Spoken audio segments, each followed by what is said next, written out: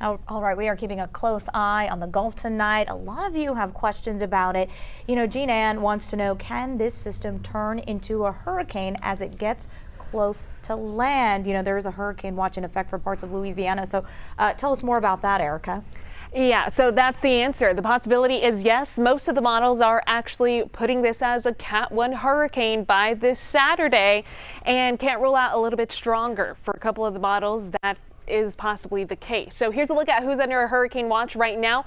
Majority of the Louisiana coast, orange shaded colors, those are tropical storm watches. Blue shaded colors, those are storm surge watches right now. So we're in for a lot within the next several days. So here's what's going on right now.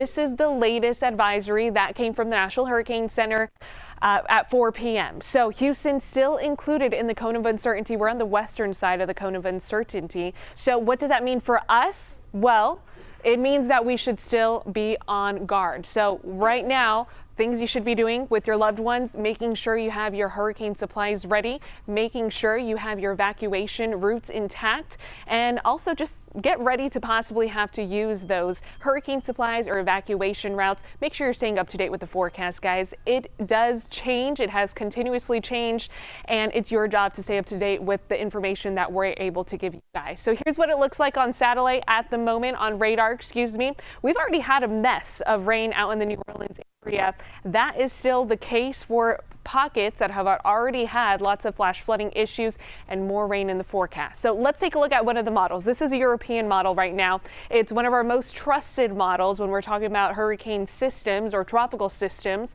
And this model is taking this storm straight up Louisiana, up the central coast. Notice heavy rain intact for parts of New Orleans, parts of eastern Louisiana, but mainly keeping Houston dry. Now that model could change. It's just one of the several models, but if this does pan out, what we're saying is the possibility of heavy rain of up to a foot of rain, say by early next week, is possible. Depending on where that storm is actually going to make landfall, we could shift that a little closer to the Houston area. We could shift it a little further east. So again, don't get locked up on the exact spot where we're seeing the heavy rain on this forecast model at the moment. Just keep in mind, this storm has the potential of bringing up to a foot of rain. On top of that, we're talking hurricane force winds that are possible also. Here's a look at our forecast winds. This is a European model also. Winds sustained at 75 miles an hour. That's going to cause some damage for folks that are in the direct path of this storm. So as of right now, it's quiet for us in the Houston area. Galveston, actually a lovely day. We were not under a heat advisory today. It was still pretty warm. Temperatures currently all in the 90s. Feel like temperatures triple digits. We have had worse. Again, this is under heat advisory criteria. But the moral of the story for the forecast is just to stay up to date for the ever-changing rainfall chances that are in the forecast for us.